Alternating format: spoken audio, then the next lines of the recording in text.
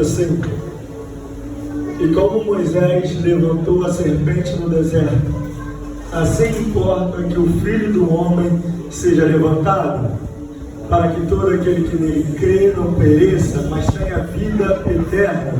Porque Deus amou o mundo de tal maneira que deu o seu Filho unigênito, para que todo aquele que nele crê não pereça, mas tenha vida eterna.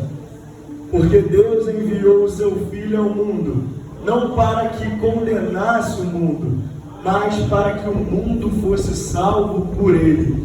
Quem crer nele não é condenado, mas quem não crê já está condenado, porquanto não crê no nome do unigênito Filho de Deus. Só até aí, amém? Pode deixar no 3,16, por favor? Oh, glória a Jesus. Aleluia. Esse é um texto muito conhecido por nós, e um texto que é muito lindo. João 3,16. Eu queria falar hoje aquilo que Deus colocou no meu coração sobre salvação. E se você prestou atenção no culto, eu creio que você já está ouvindo a voz do Senhor.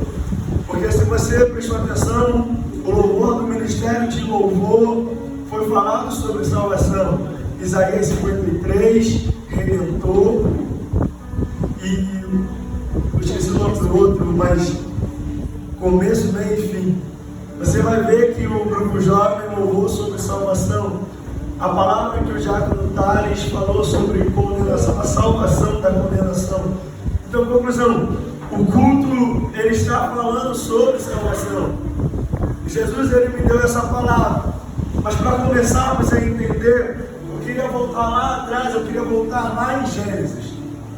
Gênesis, capítulo de número 3, a Bíblia ela vai dizer que Eva e Adão pecaram. Ou, se você preferir, que Adão pecou contra o Senhor.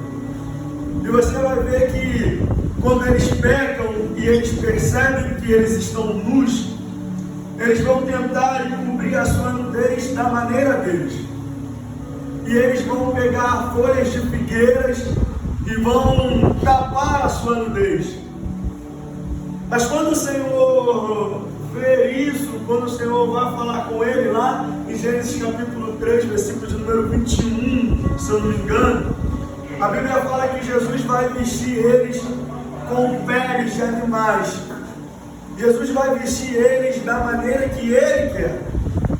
E aí eu já consigo ver, porque hoje a gente vai tratar de salvação, mas vamos ver Jesus no Antigo Testamento. Hoje a gente vai olhar para o Antigo Testamento e vamos enxergar Jesus nele. E quando você vê isso, a gente já vê uma simbologia de sacrifício, porque para colocar uma veste de animais em Adão e Eva, alguém teve que morrer, um animal teve que morrer. E a gente já vê o sacrifício. E esse sacrifício já aponta Jesus, porque alguém inocente teve que morrer por causa do pecado de Adão e Eva, para que eles pudessem ser cobertos da nudez dele, para que eles pudessem ser cobertos do pecado deles. E aí, quando eu olho para o Novo Testamento, Romanos capítulo de número 13, versículo de número 14, vai dizer assim: revestivos de Cristo. E aí eu já aprendo uma lição linda, porque eu percebo que já no Antigo Testamento existia um plano de salvação para a minha e para a tua vida. No Antigo Testamento, Deus já ali com Adão e Eva, quando eles pecaram, porque a Bíblia vai dizer em Gálatas que por um homem só entrou o pecado e a morte no mundo, mas por um homem só também houve a salvação, que é Jesus Cristo. Eu quero que você entenda e perceba hoje que desde o Antigo Testamento Jesus já tinha sido prometido para nós. A gente vai chegar no texto. Se a gente continuar lendo a Bíblia, a gente vai ver em Abraão, quando Deus manda ele sacrificar Isaac. E quando ele chega perto do monte para sacrificar Isaac, a Bíblia ela vai falar que Abraão vai dizer assim para os seus servos: ó, eu vou subir, e eis que voltaremos. E quando ele chega no monte, a Bíblia fala que Isaac olha para o seu pai e fala assim: pai, temos tudo aqui para o sacrifício, mas cadê o cordeiro? E Abraão vai dizer assim: o Senhor proverá o cordeiro. E aí, quando você olha para o Novo Testamento, a Bíblia ela fala que Jesus ele foi como uma ovelha muda até o matadouro morrer por mim e por você. Sabe, em Abraão a gente já consegue ver o plano de salvação. Em Gênesis, com Adão e Eva, conseguimos ver o plano de salvação. Se a gente continuar lendo a palavra, a gente vai ver em Êxodo, quando o povo ele é liberto do Egito, e na última maravilha, a Bíblia ela fala que Deus manda o seu povo colocar sangue sobre os umbrais da porta, que o espírito da morte não poderia entrar naquela casa. E aí, quando eu olho para o Novo Testamento, a gente tem o costume, até aqui com os jovens, que eu cheguei a falar sobre esse assunto específico de Êxodo, com os jovens, que a gente tem o costume de olhar e achar que os umbrais da nossa casa é a nossa casa material. A gente tem o costume de chegar na nossa casa e ungir os umbrais da casa. E você não está errado em fazer isso. Mas eu quero te dizer que vai muito além disso. Quando ali a Bíblia fala que eles ungiram os seus umbrais, a Bíblia está falando de uma casa já espiritual. Porque a Bíblia fala em 1 Pedro, capítulo de número 2, versículo de número 9, que nós somos casa do Senhor, nós somos o templo do Senhor, nós somos sacerdócio do Senhor. E aí a gente já vê com os olhos espirituais que o sangue do Cordeiro, o sangue de Jesus Cristo, ele está sobre a nossa vida, que somos casa de adoração do nosso Senhor Jesus. Eu quero te dizer essa noite que você é casa do Senhor, e o sangue dele na cruz do Calvário está sobre a sua vida, e o espírito da morte não tem poder sobre você. O espírito da morte não tem poder sobre a minha vida, porque ele morreu para salvar a mim e para te salvar. Quando olhamos para o Antigo Testamento e olhamos com um olhar de Jesus, a gente começa a encontrar simbologias mostrando que ele viria. Por isso eu tenho a plena certeza que Jesus é o nosso Salvador, porque tudo que está escrito no Antigo Testamento, que o Messias ia cumprir, Jesus cumpriu na cruz do Calvário. Aí a gente vai ver o texto que acabamos de ler, João 3,14, que importa que o Filho do Homem, assim como a serpente que Moisés fez, ele seja levantado. Números capítulo de número 21, versículo de número 4 em diante, vai dizer sobre essa serpente. Eu vou explicar aqui a história para que a gente entenda o texto. Jesus ele fala, ó, assim será com o Filho do Homem, ele tem que ser levantado. Está aqui. Não, está aqui não. Esse aí está, 3,14, por favor. Está aqui. E como Moisés levantou a serpente no deserto, assim importa que o Filho do Homem seja levantado. Pode deixar aí para mim, por favor. E aí, aqui Jesus ele acaba de se comparar a algo que aconteceu lá no deserto. Números capítulo de número 21, é essa história que acontece. O povo, ele peca contra o Senhor, ele fala do Senhor e fala de Moisés. A Bíblia fala que Deus ele envia serpentes e começa a picar o povo. E o povo ele começa a morrer. Então o povo vai se voltar a Moisés e vai dizer, Moisés, pecamos contra o Senhor. E Deus vai falar a Moisés, Moisés, levanta uma serpente de metal e coloca no meio do povo. Aquele que for picado e olhar para a serpente será salvo. E a minha pergunta foi, primeiramente, por quê? Porque é levantado um símbolo de maldição. Porque já que a serpente estava gerando morte, por que também é levantado uma outra serpente? Por que não levantado um outro símbolo? Por que não levantado uma outra coisa? Mas como eu disse, se a gente olhar para o Antigo Testamento com a perspectiva de Jesus Cristo, começamos a entender com mais facilidade alguns textos. E quando você olha para o Novo Testamento, a Bíblia fala que maldito é, isso no Antigo também, mas Paulo vai dizer no Novo, vai repetir no Novo: maldito é um homem que é levantado ao madeiro. E eu comecei a meditar nisso. Falei, maldito é um homem que vai para o madeiro. Isso está escrito em Gálatas 3,13. E eu comecei a perceber que Deus, Jesus Cristo, melhor dizendo, Ele se fez maldição para que eu e você fomos sarados, para que eu e você fôssemos salvos, para que eu e você pudéssemos alcançar a salvação. Então, quando eu leio o texto de Números, que Moisés, ele levanta uma serpente no meio do povo, e aquele povo olhasse para a serpente e cresce que podia ser curado, eles eram curados.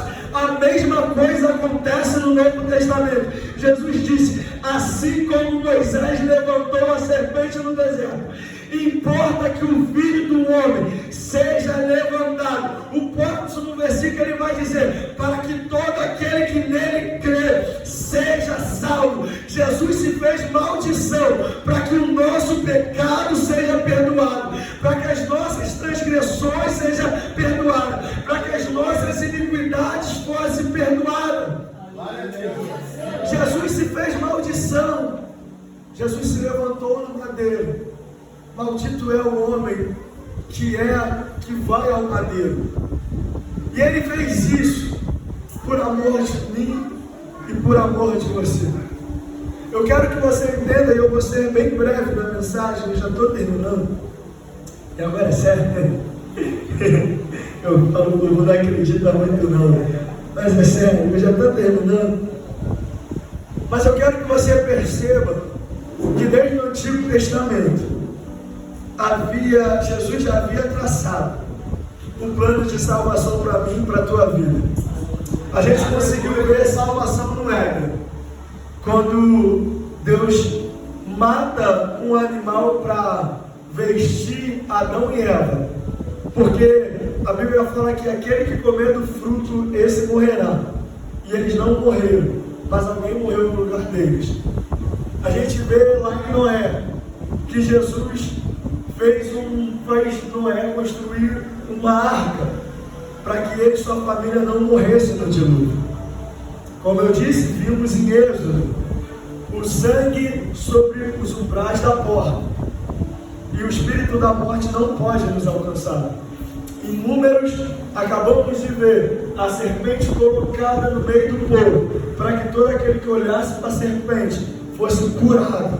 E no Novo Testamento, a gente também vai ver a mesma coisa. Como eu disse, em Romanos, a Bíblia vai dizer que nós precisamos nos revestir de Jesus. A gente vai ver aqui no texto que acabamos de ler, que ele se levantou para que nós fôssemos salvos. A gente vai ver que o sangue dele derramado na cruz do Calvário, ele vai nos sarar, ele vai nos curar. Nós vamos ver que como cordeiro, ele se entregou para que nós alcançássemos a salvação. Tá, Adriel, o que você quer dizer com tudo isso? Eu quero te dizer o que eu estou te dizendo desde sempre. O plano de salvação. Jesus, ele resolve morrer por nós, para que todos nós fôssemos salvos. Mas para que nós venhamos a ser salvos, há uma condição. E qual é a condição? Precisamos crer. Porque aquele que não crê, o versículo 18 do texto que acabamos de ler, vai dizer: aquele que não crê já está condenado. A Bíblia não diz vai ser condenado, ele está condenado. Aquele que não crê que Jesus ele é o unigênito de Deus, que Ele deu a sua vida na cruz do Calvário por amor de mim e de você, esse já está condenado. E a pergunta é: quantas vezes deixamos de crer no nosso Deus?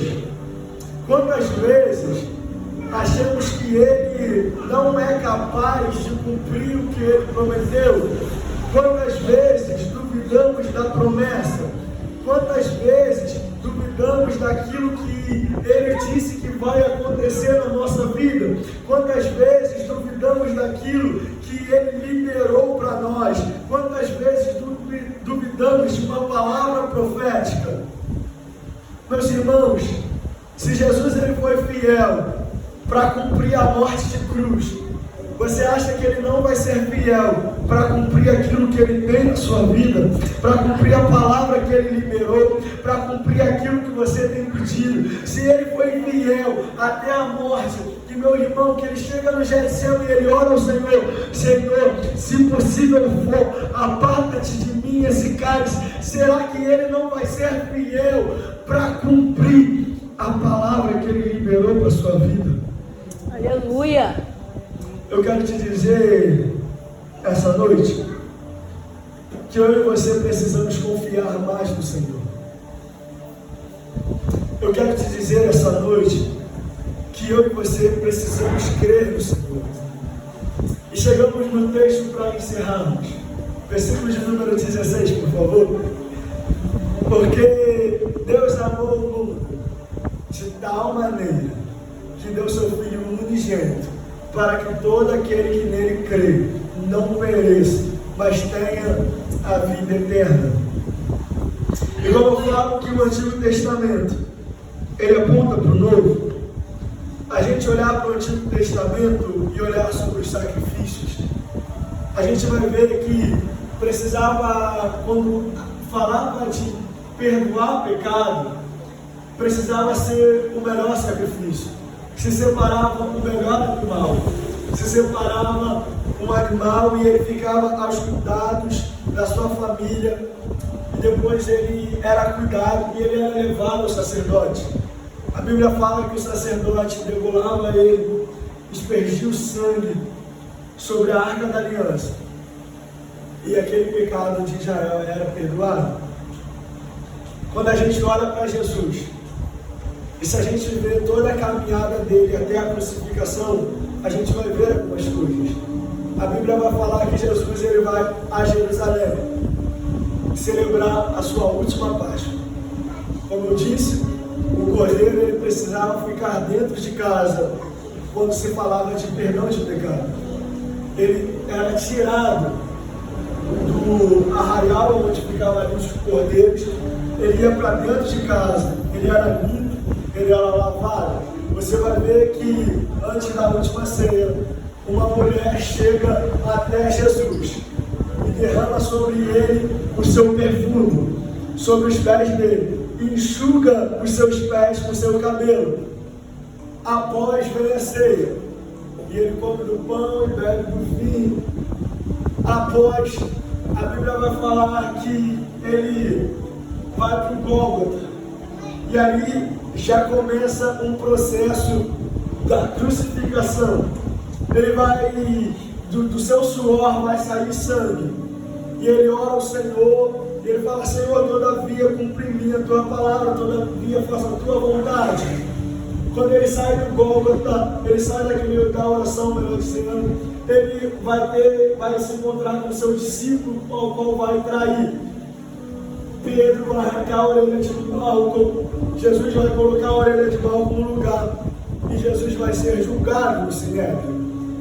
E quando ele vai ser julgado, não vai se achar culpa em Jesus, mas o povo vai dizer para crucificá-lo.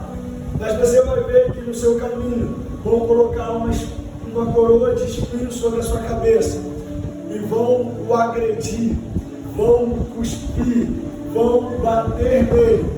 E agora pensa comigo, meus irmãos, a cada chicotada que ele tomava, o sangue dele era derramado.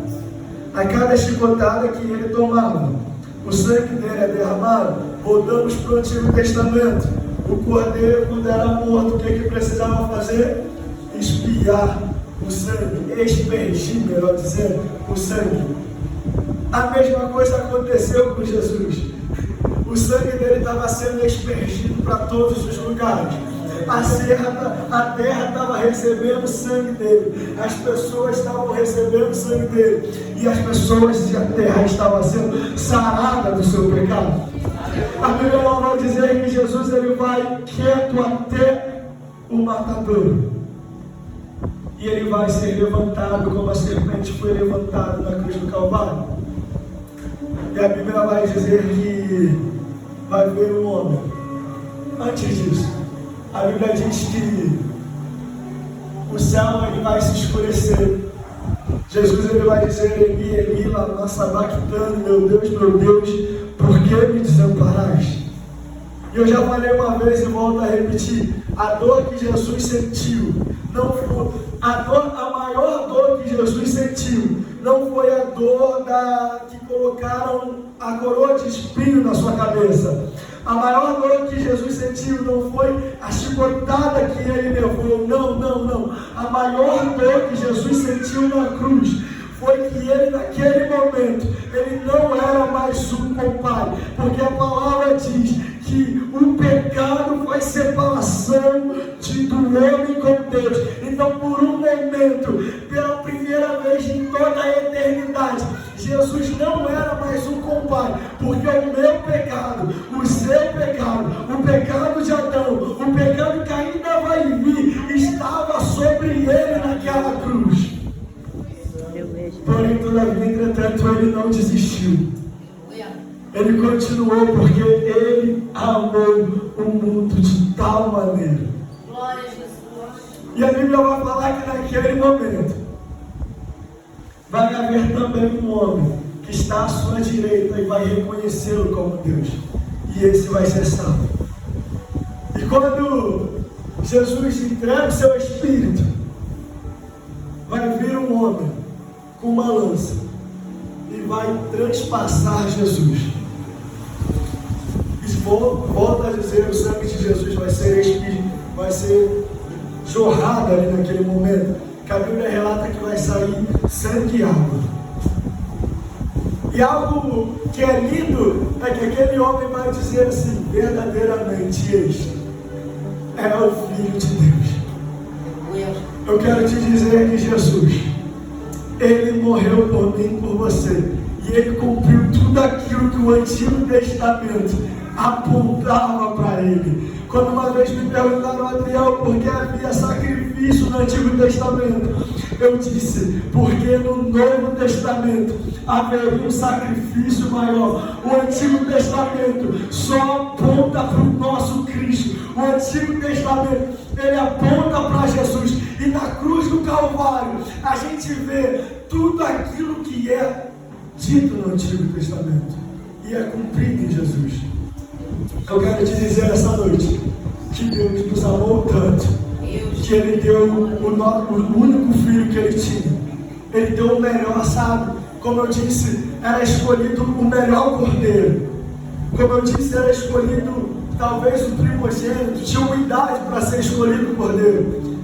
A Bíblia fala que no céu existem anjos, existem serafins, existe arcanjo, existem os 24 anciões.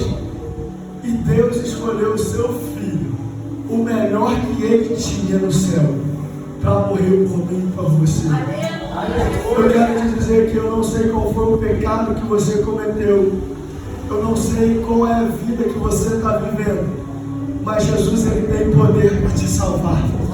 Jesus, ele tem poder para te salvar, porque ele veio para salvar o mundo. Bota no versículo 17 para mim, para a gente encerrar. Eu disse que eu ia encerrar, eu disse que ia ser rápido, para a gente encerrar. Porque Deus enviou o seu Filho ao mundo, não para que condenasse o mundo, foi falado pelo Diácono Tales aqui, mas para que o mundo fosse salvo por ele. Não importa qual foi o teu pecado, o diabo ele até quer te condenar, o diabo até quer que você vá para o inferno, mas Jesus não veio para te condenar, e sim para te salvar, e sim para te tirar do lamaçal do pecado, e sim para tirar você de uma vida de iniquidade, para que todo aquele que nele crê, seja salvo. Então eu quero fazer um apelo aqui. E o apelo é para que você creia em Jesus. Talvez você se magoou com algum líder. Talvez você se magoou com algum cristão. Talvez você se magoou com alguma igreja. Talvez você se magoou com alguém que diz que conhece a palavra. Mas eu quero te dizer que todos nós, seres humanos, somos falhos. Nós podemos se magoar sem querer ou por querer. Mas eu quero te dizer que Jesus Cristo, Ele nunca te magoou. Eu quero te dizer nessa noite que Jesus Cristo, Ele nunca te abandonou. E Ele está de braços abertos, pronto para te abraçar. Creia nele, porque Ele é fiel para cumprir a palavra que Ele te prometeu. Olhe para o Antigo Testamento e veja Jesus no Novo Testamento, porque Ele resolveu te salvar. E eu agradeço pela oportunidade em nome de Jesus.